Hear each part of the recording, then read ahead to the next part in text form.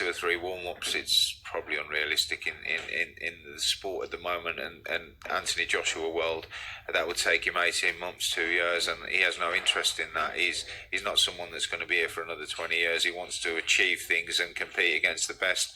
And he's lost to Ruiz. He wants to try and put that right. He wants to try and beat Ruiz, and that's what heavyweight boxing is all about. If you lose your titles, you can't really. Why would you hide from the person who you lost them to? You got to try and get them back, and we've seen it time and time again where you can get them back if you apply yourself.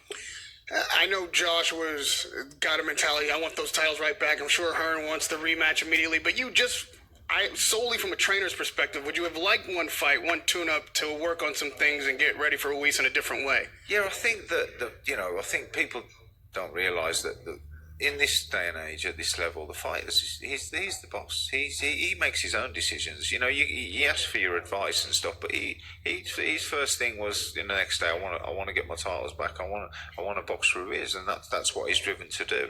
And you've seen heavyweight champions lose the titles and have the rematch with the person they lost to. So he's not going to go and skulk away and hide and take another year, 18 months to.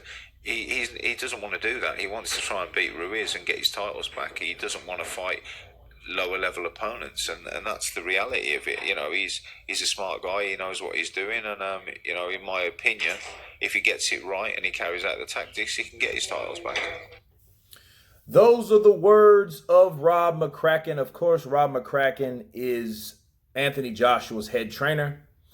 And listening to him, he was just breaking down what interests Anthony Joshua has. First of all, what stuck out to me was the fact that Joshua didn't want to take a tune-up. Joshua makes his own decisions if he wanted or didn't want to take a tune-up. And he wants to fight the elite guys of in the elite level. Okay. Now, Rob McCracken stated in this interview, I will leave the link below, also, that when he found out that Miller failed his drug test, he wasn't as motivated. Could he have been more focused? Yeah, he could have been more focused. And without a opponent for a while, he didn't have the motivation that it took. Maybe it was a perfect recipe for disaster for him. The less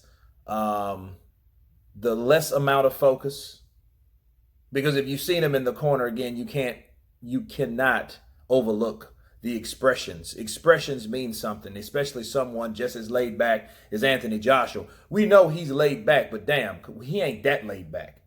That's too laid back. Okay? He was almost bored or under something. He didn't look well. He looked disinterested altogether. So I think what is digging with him now is, how could I come in a fight that distracted by non-motivation? So I think, like Rob McCracken said, he's going to come in 100% focused on Ruiz.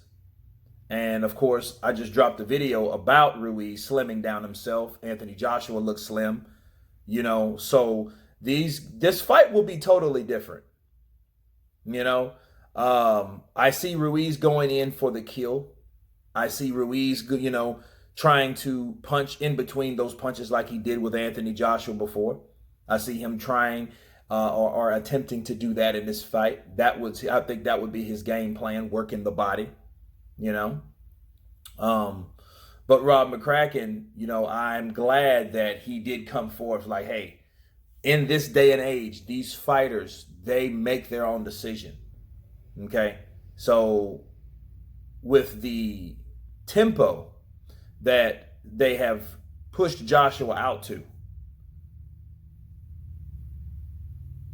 it's one of those things. I think if he starts taking tune-ups, he will be no better than anyone else. It's just he had a much quicker head start than the other fighters. Fury took out in the lead, but then he crashed and burned.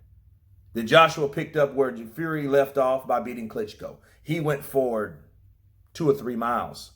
While everyone else was left miles behind, he gets beat by Ruiz. Okay, He stops right there. That gives the other people the opportunity to catch up. The other three, the big three, as Lennox Lewis was talking about, right? Now it's the big four because you got Ruiz.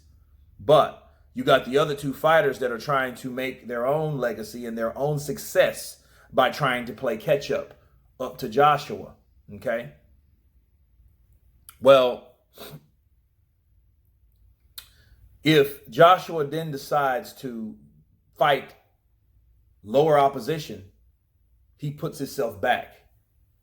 You know, it's almost like he goes back a mile or two to catch up with the people, the other champions or the other winners, the other top heavyweights in that division. Because why? Because they were doing the same thing anyway. You know, so it makes him, it puts him back on that level in the race, or just parallel with the guys that he was so farther than, beyond. You know, he was so ahead of them. Now, if he decides to take a tune-up, that's exactly what will put him in the same bracket or the same pace as Wilder or Fury. Okay, so like McCracken said, hey, you know, he wants to fight for the belts back. There's been many fighters that lost. Look at Sugar Ray Leonard. You know, look at Lennox Lewis. Look at a lot of fighters that lost. Okay, Evander Holyfield, Michael Moore. You know, that has happened.